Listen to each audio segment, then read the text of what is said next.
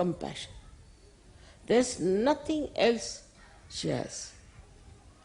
Only the pure love within her heart. But this pure love is so powerful. It's so powerful.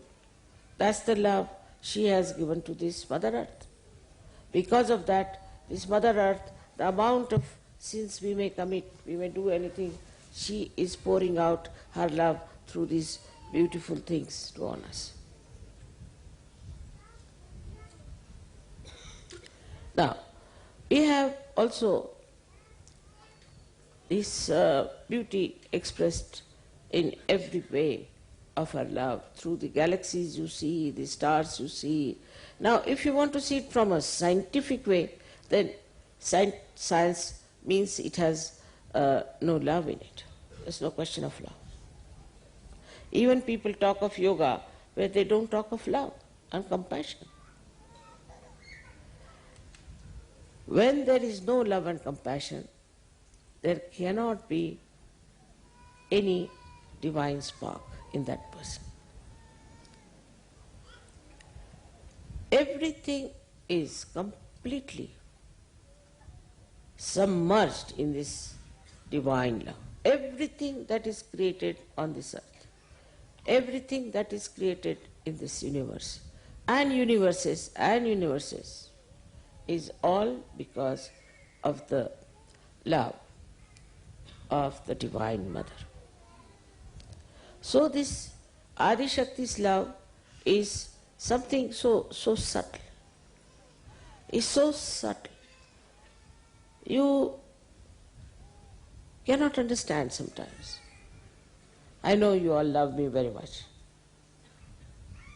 It's tremendous love for me. And when I get the vibrations from you, it's like the ripples that reach the shores and again they return back, and lots of little sparkling drops are there on the shore also. In the same way, in my heart, I feel your love echoing the beauty of sparkling,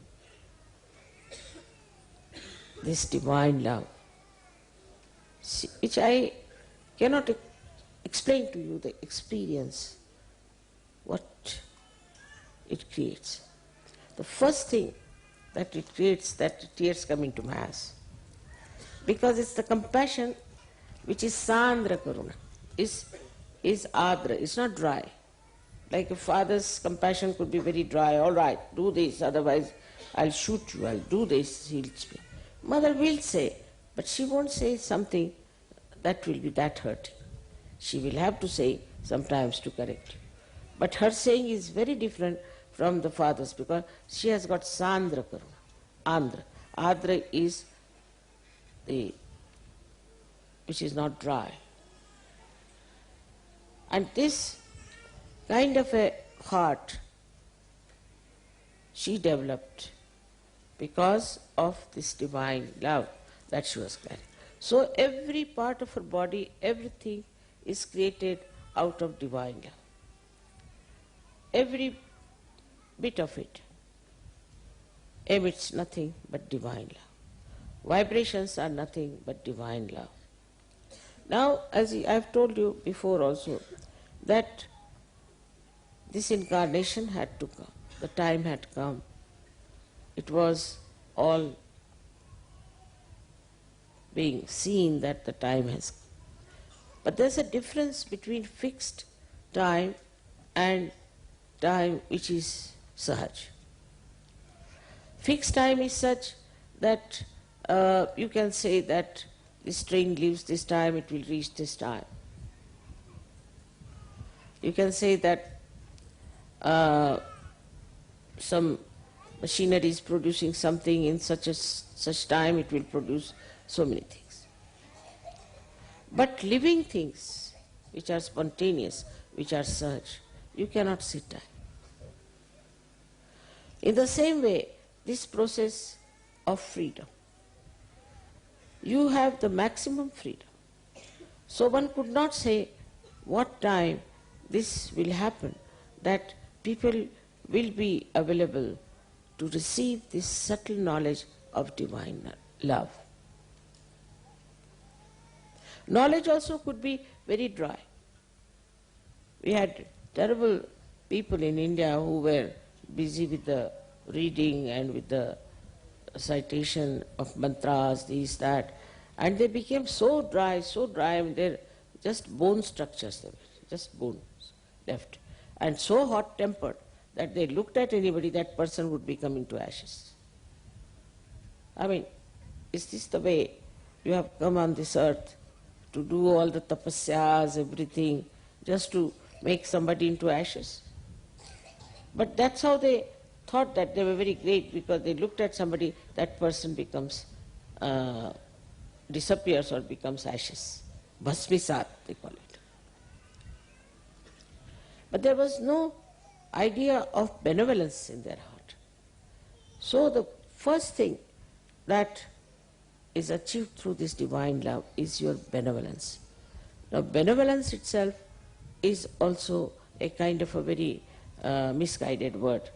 Benevolence means whatever is good for your spirit.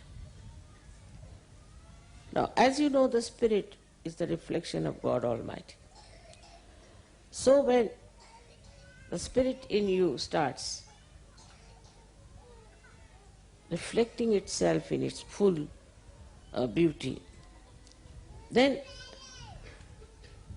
you become the giver. You are no more a person who has to take anything. You just become the giver. You are so fulfilled. Now this advent came at a time which was judged, what time it should come. As I said, you had freedom, people were going amok, doing all kinds of things. So if you see that just before this, we had a big problem of people working out their power. Like people would go to India to occupy the territory of India, or to China, or this side they went up to Africa and all these places. Even Americans went to, so-called Americans, went to America and occupied it. So this was the time when they were using their freedom for power only. That was not the time for the Adi Shakti to be born. They were the people who were power-oriented. Not that today we don't have, yeah. But these were seeking only power and also these territories, which is not important. So it could not be at that time. At that time one had to fight for your freedom, for getting out of the clutches of these imperialists and people who were trying to overpower. Now, gradually it changed. Can you put it on? It changed, and changed in such a smooth way. It's very surprising. I saw the change coming up myself. It worked out. As you know that I myself took part in the freedom movement of India. It's important. India started. In India it started. First the freedom from imperialism. And then gradually this freedom from imperialism started spreading in every country. People started thinking about it. They started understanding that no use having colonies and all that, better come back to your own position. So when this happened, I mean this happened in my own lifetime, I must say. First, people who tried to have freedom in our country died. So many were killed. You know, we had people like Bhagat Singh in every country. All the revolutionaries were thrown out and were ill-treated and killed. It's not a question of India. But that one had to go through. So their freedom was tested. Now they thought this was nonsensical thing we did. This was no freedom. Because after all, doing all that, then they started repenting and developing a kind of a fear and a fright from others and kind of a what you can call a very disturbed left Vishuddhi started. They felt that very guilty, that they have done very wrong, they should not have done. At this juncture, also there were other problems, like we had caste systems and other problems in slavery and all kinds of things, disparities, and some people were treated as lower people, some as higher people, some higher races, some lower races. All these stupid things were there. Through their freedom, they have created this, through their freedom. It's not so. It's not the fact, it's not the truth. But they created a thing like that. Now supposing I want to create something here just to say that all right, this is not a carpet. Go on telling you, this is not a carpet, this is not a carpet. The brain is washed, you see, you think, oh, this is not a carpet. Suppose it's something else. It's like a mesmeric thing, I feel. The way people accepted this nonsense of racialism, of all kinds of disparities, of slavery, of caste system, and especially ill-treating women. All this came out of the choice that was given to them to select what is good, what is bad. So to them it was very good, you see. It was a nice thing to do.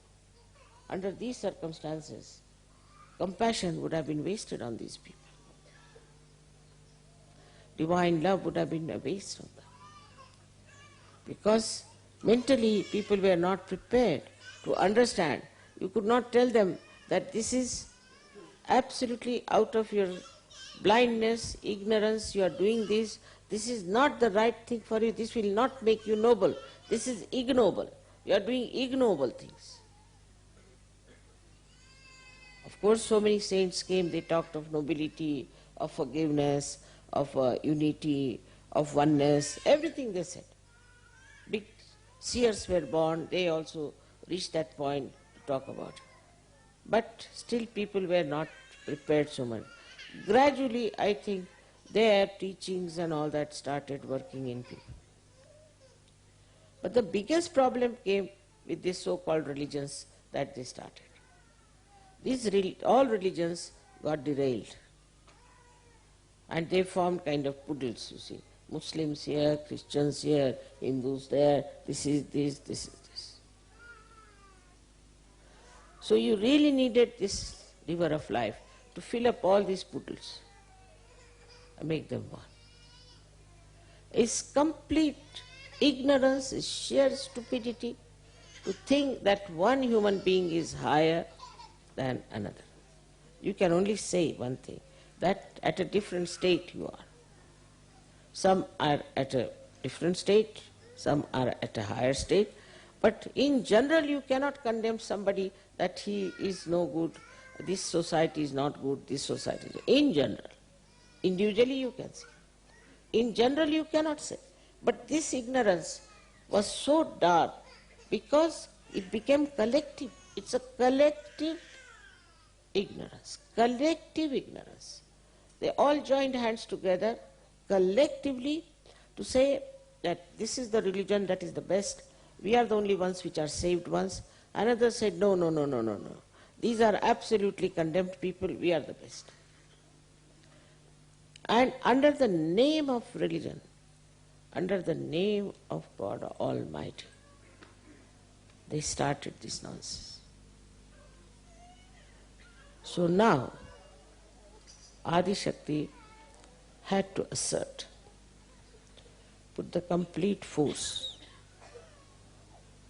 So, the first thing she realized that one should know what is a family.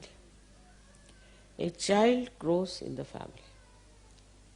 If the children do not get the proper attention from the father or mother, we can say if they are also spoilt, or if not spoilt, if they are overindulged into, or they are neglected, then the child doesn't know what love is. If a child doesn't know what love doesn't mean that you spoil the child or you give him lots of toys to play and get rid of him. It means that all the time your attention is on your child. And that attention is not indulgence, but an attention for the benevolence of the child. So all the time you are seeing that there is benevolence. And thus, I thought the family life has to be, first of all, substantiated. It's very important.